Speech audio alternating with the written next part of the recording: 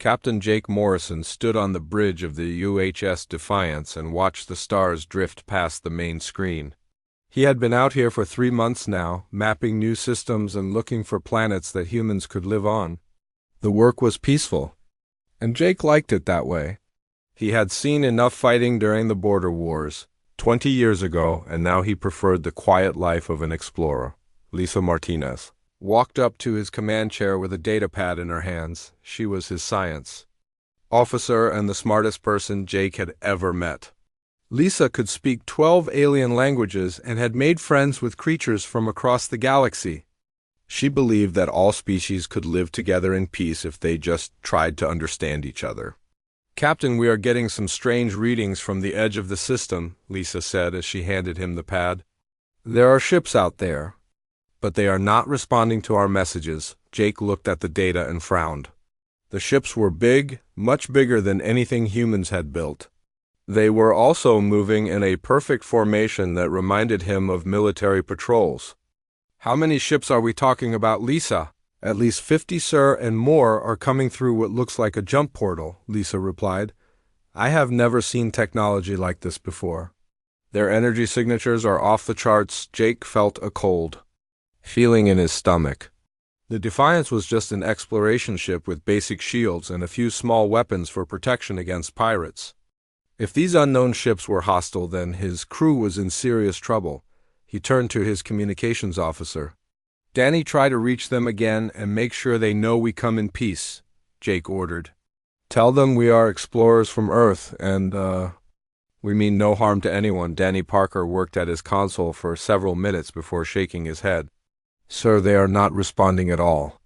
It is like they do not care what we have to say." The main screen suddenly filled with light as dozens of alien ships dropped out of hyperspace all around them. They were dark gray vessels with sharp edges and weapon ports that glowed with red energy. Jake had never seen ships that looked so built for war. A voice came through the communication system speaking perfect English but with a cold mechanical tone. "Human vessel, you will stop your engines and prepare to be boarded. Your species has spread too far into space and must be contained. Resistance will result in your destruction." Lisa stepped forward with her hands raised in a peaceful gesture. "Please, we can talk about this. We have treaties with many species and we follow all galactic laws." "We do not want any trouble," the alien voice replied without emotion. "Humans are a disease that spreads across worlds and takes resources from others. The Vakari Empire has decided that your expansion ends now. You will return to your home system and stay there, or you will be eliminated." Jake felt anger rising in his chest. Humans had been peaceful for over 200 years. They had helped other species and shared their technology freely. They had never attacked anyone who did not attack them first. "We will not be bullied by anyone," he said into the communicator. "Humans have the right to explore space just like every other species." Red energy beams suddenly lanced out from the alien ships and struck the Defiance. The ship shook violently as the shields failed almost instantly. Warning lights flashed all over the bridge, and Jake could hear explosions from other parts of the ship. "Return fire!" Jake shouted, but even as he said it, he knew their small weapons would do nothing against those massive warships. The Defiance fired its plasma cannons, but the beams just bounced off the alien shields. Like raindrops hitting a window, more energy weapons hit the ship, and this time they tore through the hull like it was made of paper. Jake saw Danny fall as sparks flew from his console. Emergency alarms screamed throughout the ship as life support systems began to fail.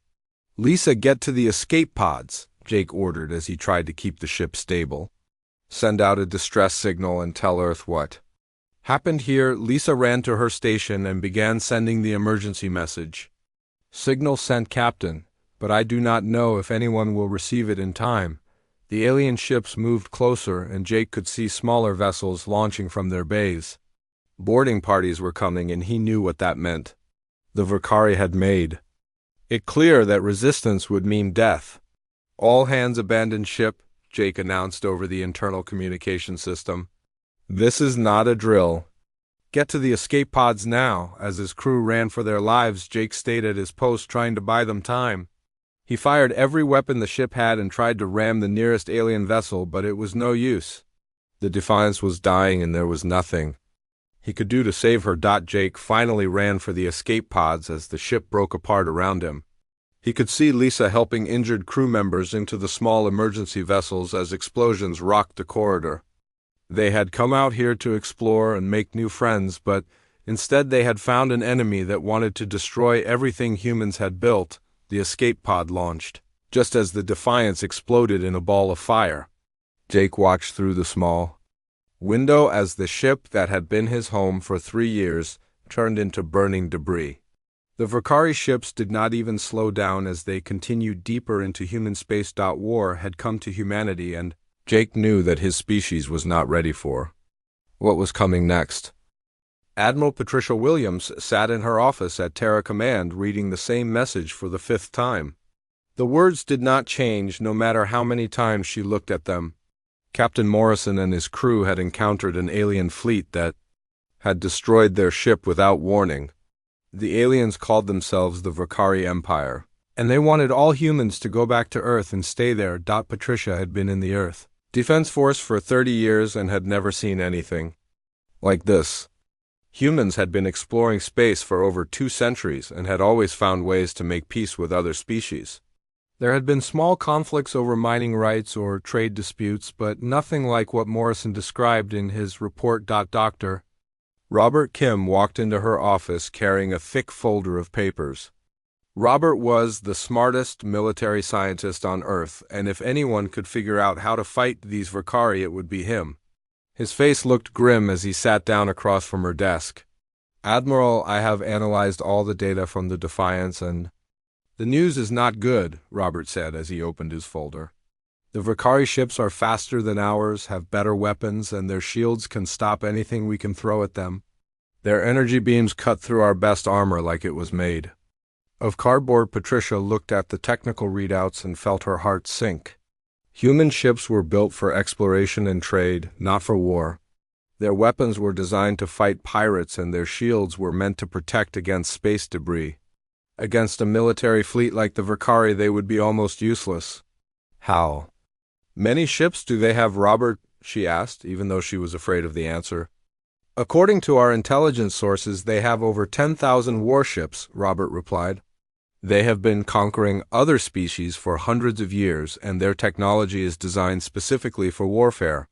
We have maybe 300 combat ships in the entire Earth Defense Force." Stood up and walked to the window that looked out over the capital city. Millions of people went about their daily lives, not knowing that an alien army was coming to destroy everything they had built.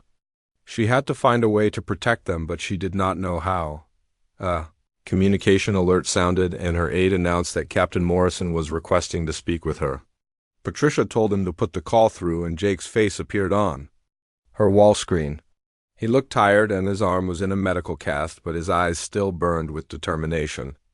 "Admiral, we need to prepare for war," Jake said without any greeting. "I saw what these Vakari can do, and they are not interested in talking. They see humans as a threat that needs to be eliminated, and they will not stop until we are all dead." "Or back on Earth," Patricia nodded grimly. "I'm already putting together defense plans, Jake, but we are badly outnumbered and outgunned. Do you have any suggestions about how we can fight them?" Jake was quiet for a moment before answering. "They fight like a traditional military force, Admiral. Perfect formations, standard tactics, everything by the book. Maybe we can use that against them somehow." Dr. Kim leaned forward in his chair. "Captain, did you notice anything else about their ships or weapons that might help us?" "Their boarding parties moved slowly and did not seem to expect resistance," Jake replied. "When we fought back in the corridors, they seemed confused, like they had never faced that kind of fighting before. Maybe they are not used to opponents who do not follow military rules." Patricia felt the first spark of hope she had felt all day. If the Vakari were not flexible in their thinking, then maybe humans could find a way to surprise them. Humans had always been good at adapting to new situations and finding creative solutions to problems. "Robert, I want you to start working on new weapons and ship designs immediately," she ordered. "Forget everything we know about space combat and start thinking outside the box. If we cannot match their firepower, then we need to be smarter than they are. Robert nodded and gathered his papers. I will get my best people on it right away, Admiral. We may not have much time before they arrive after Robert left. Patricia activated Protocol 7, a secret plan that had been created years ago but never used. The protocol would transform the entire human economy into a war machine. Every factory would start making weapons, every shipyard would build warships, and every citizen would become part of the defense effort. Within hours of her order, millions of people across human space received new assignments. Scientists stopped their research projects and started designing better weapons. Engineers abandoned their civilian construction projects and began building military bases. Even schoolchildren started learning basic combat skills in case the worst happened. Lisa Martinez had survived the attack on the Defiance and was now working at Terra Command analyzing Vakari technology. She had managed to record some data during the battle and was trying to find weaknesses in their systems. Lisa still believed in peace, but she now understood that sometimes you had to fight to protect what you loved. 3 weeks after the first attack, the Vakari sent their ultimatum through diplomatic channels. Every human colony had 60 days to evacuate or be destroyed. Any human ship found outside the original 3-star systems after that deadline would be eliminated without warning. The message was delivered in 12 different languages to make sure everyone understood. Patricia called a meeting of all the colonial governors and military commanders. The holographic conference room filled with worried faces as she explained the situation. Some wanted to negotiate while others demanded an immediate attack on the Vakari fleet.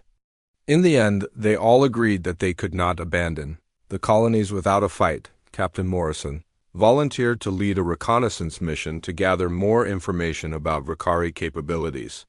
He would take a small fast ship and try to observe their fleet movements without being detected.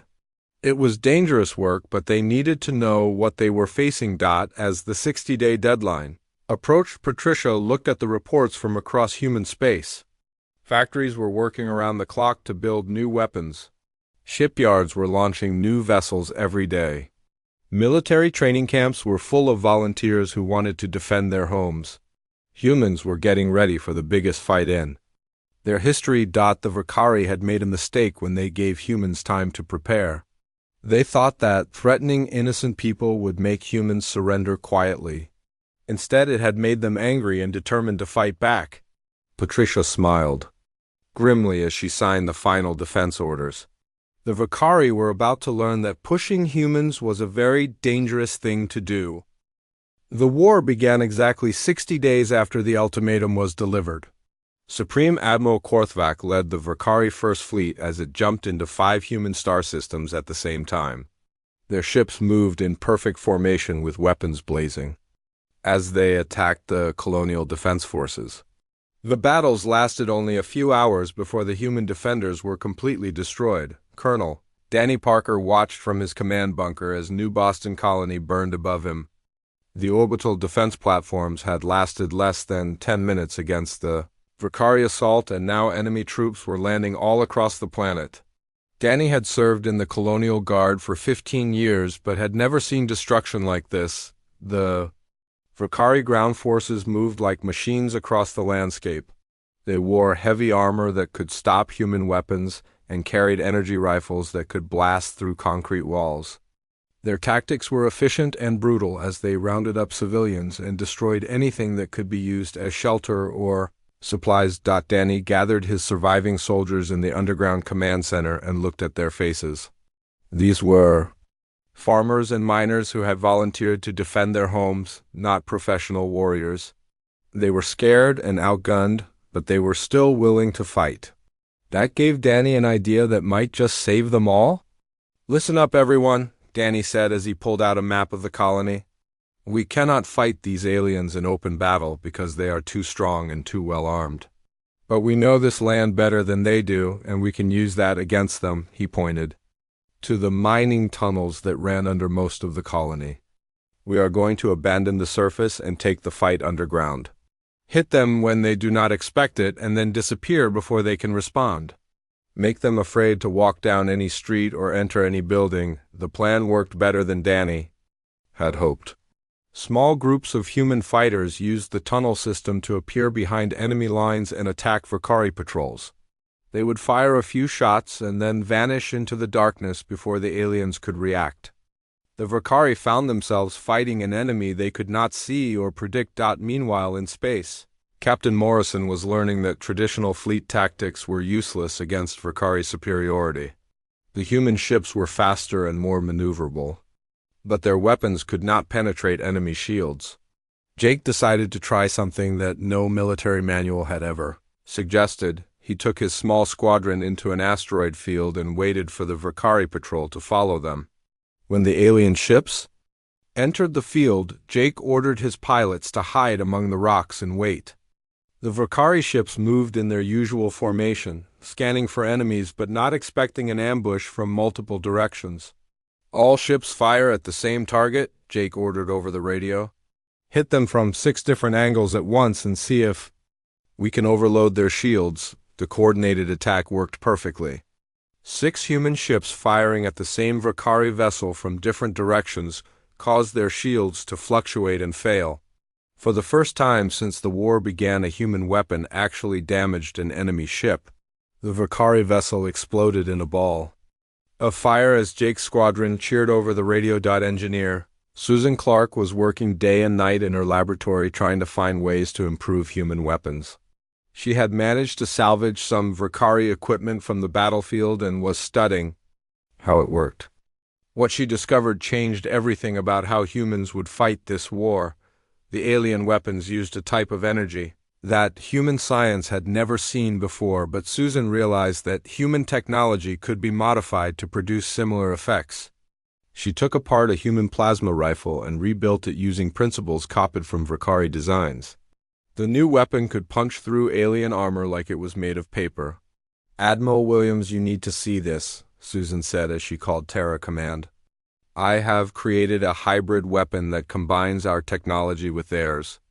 We can mass-produce these and give our soldiers a fighting chance." Patricia watched the demonstration video as Susan's new rifle destroyed a captured piece of Vakari armor in one shot. For the first time since the war began, she felt real hope. If humans could adapt alien technology to their own needs, then maybe they could win this fight after all. Lisa Martinez had been studying Vakari psychology and behavior patterns since the war began. She noticed that the aliens always followed the same tactical procedures no matter what situation they faced. They never adapted their plans even when it was obvious that their current approach was not working. "Captain Morrison, I think I know how to beat them," Lisa said during a strategy meeting. "The Vakari cannot think outside their training. They follow their military doctrine exactly even when it puts them at a disadvantage. If we can predict what they will do, then we can always be one step ahead." Jake looked at the tactical analysis Lisa had prepared and smiled. She had identified patterns in Vakari fleet movements that made their next moves completely predictable. It was like playing a game against an opponent who always used the same strategy. Within 6 months of the war's beginning, humanity had completely changed how it fought. Small fast ships replaced large slow cruisers as the backbone of the human fleet. Guerrilla tactics became standard doctrine for ground forces. Hybrid weapons that combined human creativity with alien technology gave human soldiers the firepower they needed to fight back.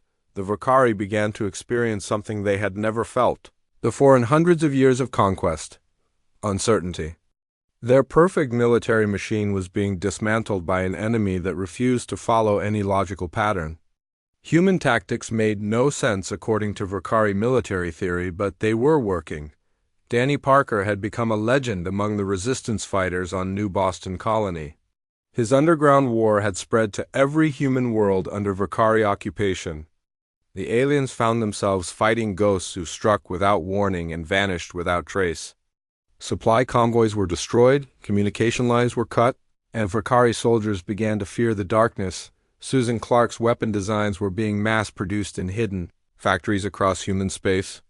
Every human soldier now carried firepower equal to a Vakari warrior, and many had learned to use captured alien equipment against its former owners. The technological advantage that had made the Vakari seem invincible was slowly disappearing. The tide of war was beginning to turn as humans learned to fight in ways that their enemies could not understand or counter. The Vakari had pushed humanity, expecting them to break like every other species they had conquered. Instead, they had awakened something that would change the balance of power in the galaxy forever. 6 months into the war, Admiral Patricia Williams stood in the command center at Terra Command and watched the tactical display with growing excitement. 3 separate human strike forces were moving toward Vakari supply bases in what they called Operation Blindside. If the plan worked, it would be the first major human victory since the war began. Captain Steve Johnson led the primary assault force in his modified cruiser, UHS Warrior. The ship looked nothing like the exploration vessels humans had built before the war. Its hull was covered with reactive armor plating designed by Susan Clark, and its weapons were hybrid systems that combined human engineering with captured Vakari technology. "All ships, this is Warrior Actual," Steve announced over the communication system. "Remember the plan, hit fast and hit hard, then get out before they can organize a response. We have 15 minutes to destroy those supply depots and disappear." The 3 human fleets jumped into hyperspace simultaneously and emerged at their targets across Vakari-controlled territory. The alien forces had grown used to defending against traditional attacks and were completely unprepared for coordinated strikes on their logistics network. Human ships appeared out of nowhere and began destroying supply ships and fuel depots before the defenders could react. Steve's target was a massive supply complex that fed 3 entire Vakari battle groups. The facility was protected by orbital defense platforms and a squadron of escort ships, but the defenders were spread thin and not expecting an attack. The human ships came in from multiple directions using asteroid fields and debris clouds to mask their approach. "Target the fuel storage tanks first," Steve ordered as his ships opened fire. "If we can blow those, the secondary explosions will take out most of the complex." The new hybrid weapons performed perfectly as they sliced through Vakari shields and armor. Explosions bloomed across the supply complex as fuel tanks and ammunition stores detonated in chain reactions. Within 10 minutes, the entire facility was a burning wreck, and Steve's force was already jumping back to hyperspace. The other 2 strikes were equally successful as human commanders used the tactical flexibility that had become their trademark. Admiral Kevin Thompson led the second force in a series of hit-and-run attacks that destroyed 6 supply convoys in 4 different star systems.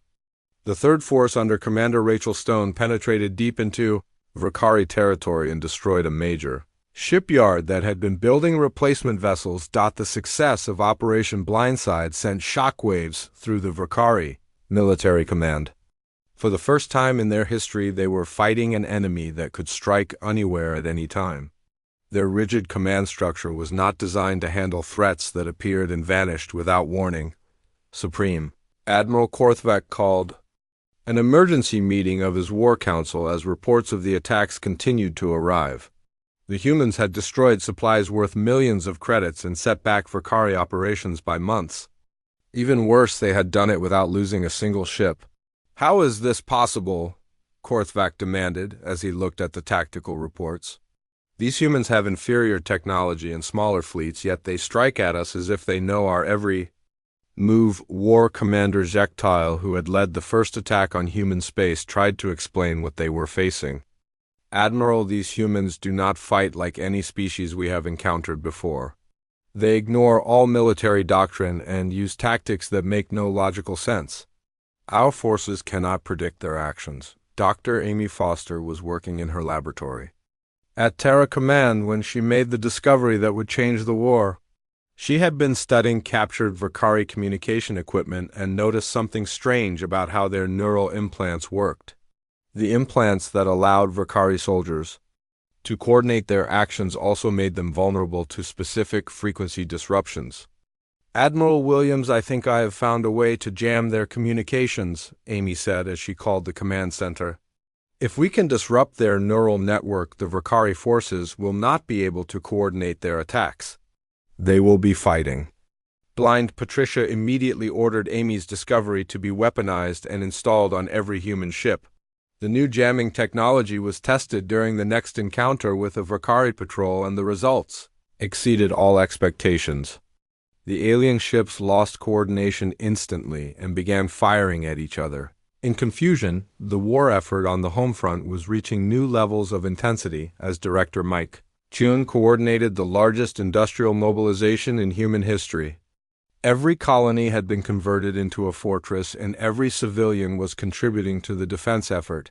Children too young to fight were manufacturing ammunition while their grandparents operated the factories that built new ships. "We are now producing more weapons and ships than we were before the war even started," Mike reported to Admiral Williams. "The Vakari thought they could break our spirit by attacking our colonies, but instead, they have made us stronger than ever human." Tactics continued to evolve as field commanders developed new ways to exploit Vakari weaknesses. Colonel Danny Parker had been promoted to general and was now training resistance fighters across human space.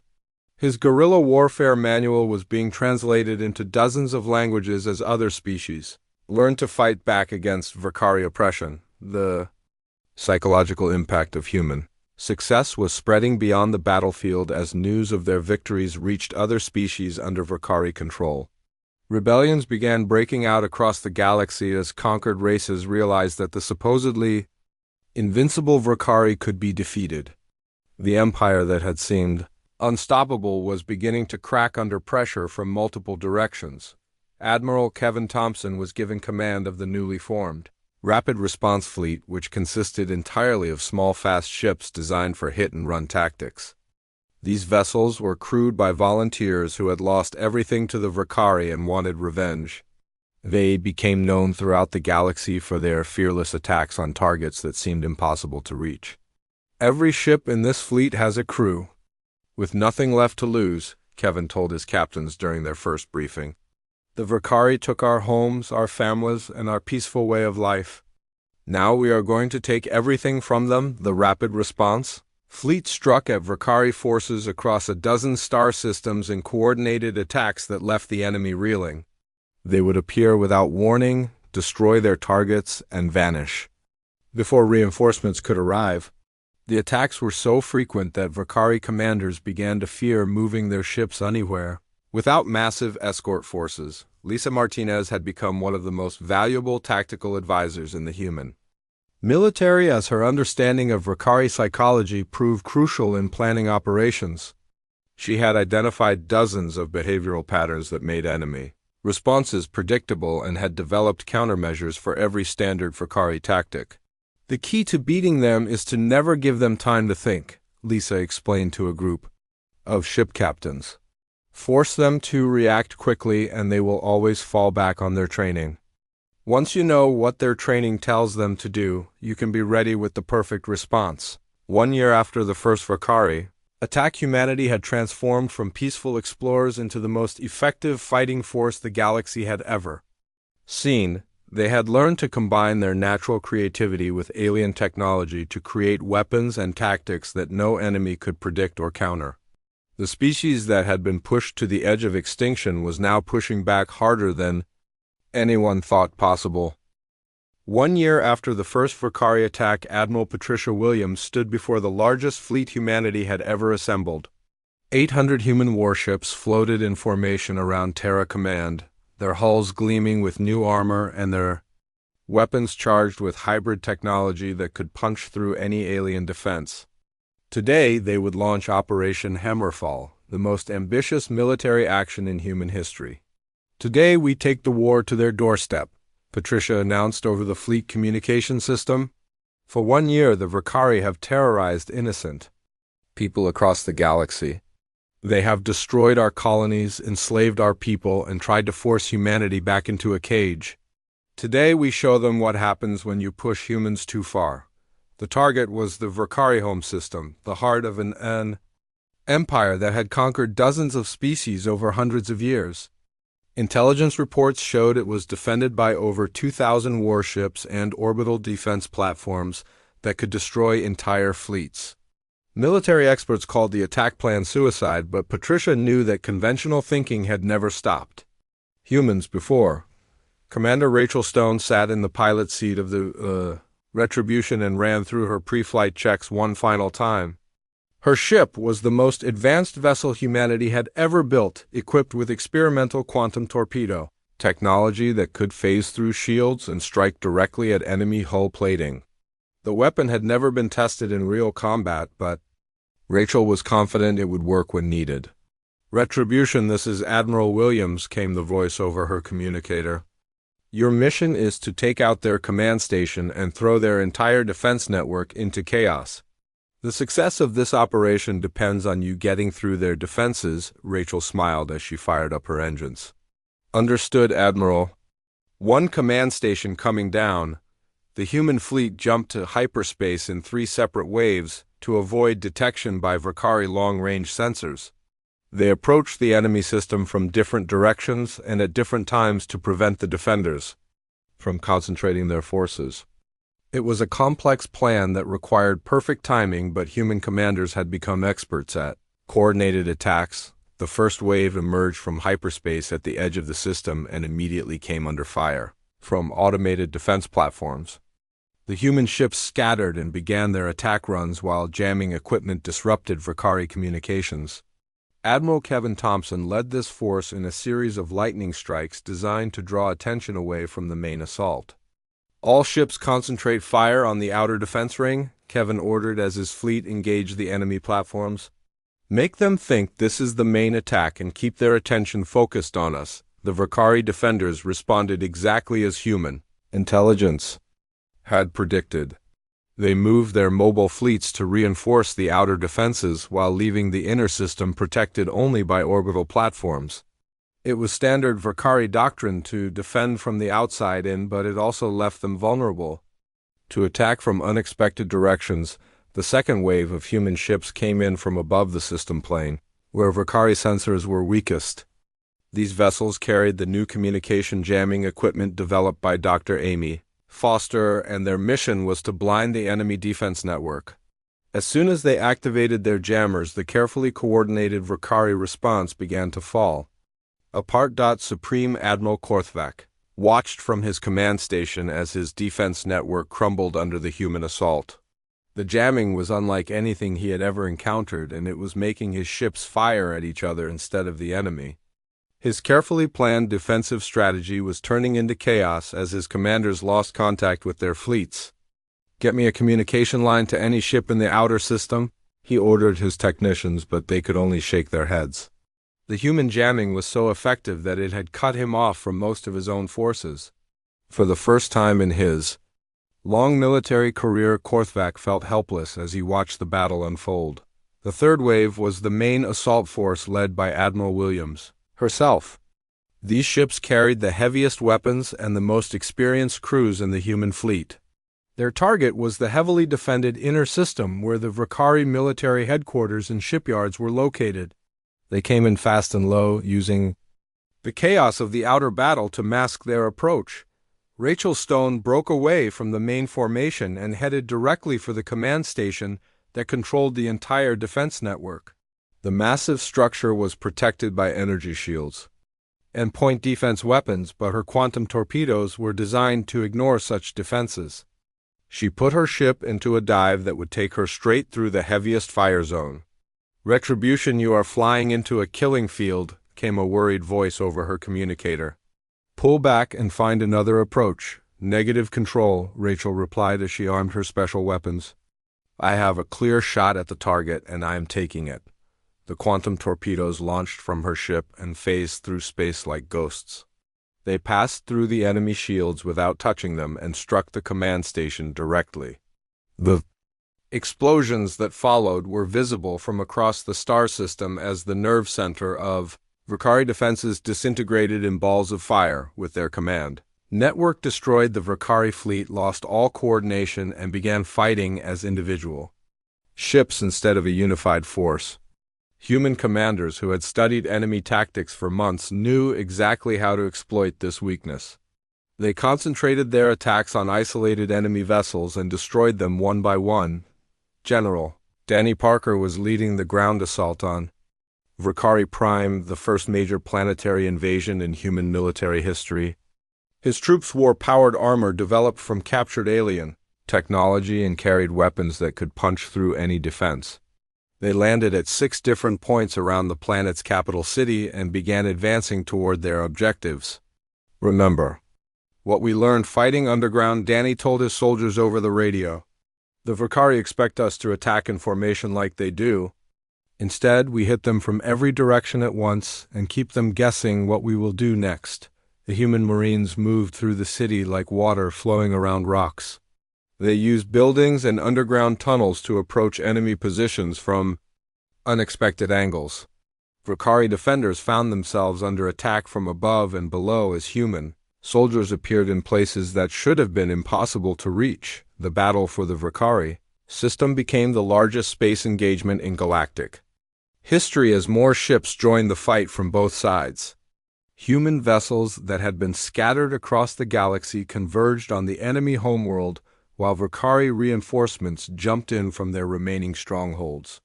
The space around the planet became a swirling mass of explosions and energy beams. Commander Tony Garcia led his assault troops into the underground tunnels beneath the capital city, where they discovered something that changed everything about the war. Hidden facilities filled with prisoners from dozens of different species, research laboratories conducting horrific experiments, and evidence of planned genocides that would have wiped out entire civilizations. Admiral Williams, you need to see this, Tony transmitted from the underground complex. The Vakari are not just conquerors, they are monsters. They have been systematically exterminating any species they consider inferior and using the survivors as test subjects. The discovery of Vakari atrocities hardened human resolve and spread quickly through the attacking fleet. This was no longer just about defending human colonies, it was about stopping a genocide that had been going on for centuries. Every human soldier and sailor now understood that they were fighting to save not just their own species, but every living thing in the galaxy. The battle raged for 3 days as human forces systematically dismantled the Vakari defense network. Ship after ship fell to coordinated attacks while ground forces advanced through the capital city block by block. The empire that had seemed unstoppable was crumbling under pressure from an enemy they had thought they could easily defeat. Admiral Patricia Williams watched from her command ship as the last Vakari orbital platform exploded in fire. The enemy homeworld lay defenseless below them, and their fleet was in full retreat. Humanity had achieved the impossible and struck directly at the heart of an empire that had terrorized the galaxy for hundreds of years. The siege of Vrector began at dawn on the second day after the space battle ended. General Maria Santos looked out over the massive alien city that stretched to the horizon and knew this would be the final test of everything humanity had learned during 2 years of brutal warfare. The Vakari capital was protected by energy shields, automated defense systems, and over 1 million enemy soldiers who would fight to the death rather than surrender. This is where their empire was born, and this is where it will die, Maria told her assembled commanders as they studied the battle plans. Every species they have enslaved is counting on us to finish what we started. We cannot fail them now. The human assault force included not just Earth soldiers but fighters from dozens of liberated worlds. Former Vakari slaves had joined the attack, bringing knowledge of enemy weaknesses and a burning desire for revenge.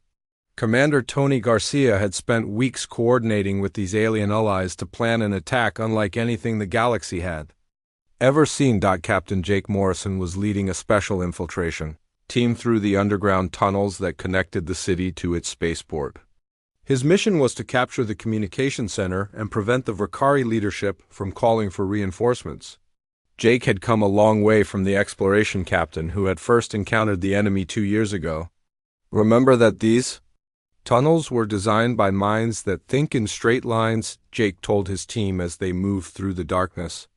They will not expect us to come from directions that make no tactical sense according to their military doctrine.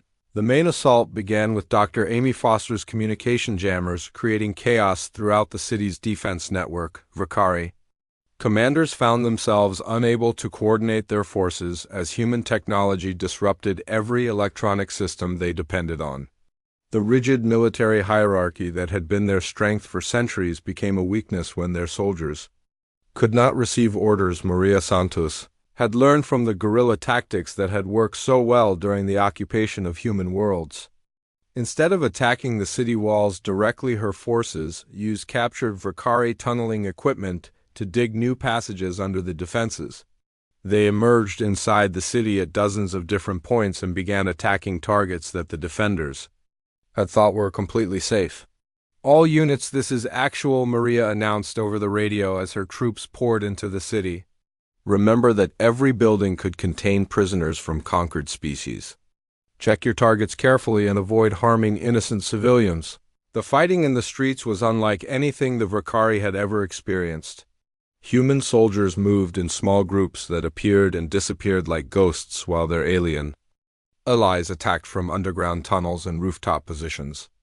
The enemy found themselves fighting a three-dimensional battle that their training had never prepared them for. Commander Linda Davis was coordinating the rescue operations as human forces discovered prison camps hidden throughout the city.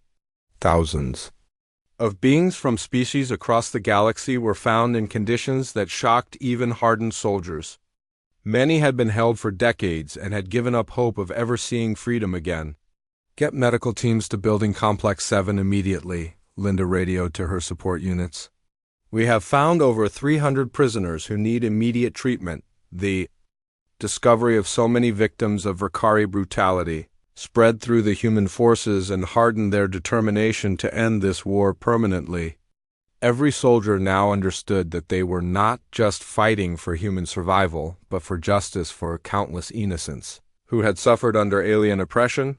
Supreme Admiral Korthvak had retreated to his personal command bunker deep beneath the city as human forces closed in from all directions. The structure had been designed to withstand orbital bombardment and siege warfare, but the humans were not following any conventional attack pattern. They were using tactics that no Vakari military planner had ever considered. "Sir, the humans have broken through our outer defenses at 17 different points," reported his aide as explosions echoed through the bunker. "Our forces are requesting permission to fall back to secondary positions." Korthvak stared at the tactical display in disbelief as he watched his perfect defenses crumble under pressure from an enemy that refused to fight according to established rules. The humans had learned to use captured Vakari technology better than its creators, and their unpredictable tactics made effective resistance almost impossible. Engineer Susan Clark was leading a team of technicians who were systematically shutting down the city's power grid using equipment they had built from captured alien technology. Every time the Vakari tried to restore power, the humans found a new way to cut it off. The great capital that had ruled an empire was slowly going dark. "Target the backup generators next," Susan ordered as her team moved through the utility tunnels. "If we can cut their emergency power, the automated defenses will shut down completely." The psychological warfare tactics developed by Lisa Martinez were having their intended effect as Vakari morale collapsed under pressure they could not understand or counter. Enemy soldiers began surrendering in groups rather than face the unpredictable human assault. Many threw down their weapons and begged for mercy from the very species they had tried to exterminate. Admiral Patricia Williams coordinated the final assault from her command ship in orbit above the planet. She watched as human forces methodically dismantled the last organized resistance while being careful to preserve evidence of Vakari war crimes. The trials that would follow this victory needed to be based on solid proof of what the enemy had done. "All units, be advised that priority targets include any data storage facilities or record-keeping centers," Patricia announced to the ground forces. "We need complete documentation of their crimes against other species." The end came suddenly. As Korthvak's command bunker was surrounded by human forces who had tunneled through the city's foundations, Captain Morrison personally led the team that broke through the bunker's defenses and found the Vakari leadership huddled in their supposedly impregnable fortress. "Supreme Admiral Korthvak, you are under arrest for crimes against humanity and genocide against multiple species." Jake announced as human soldiers secured the prisoners.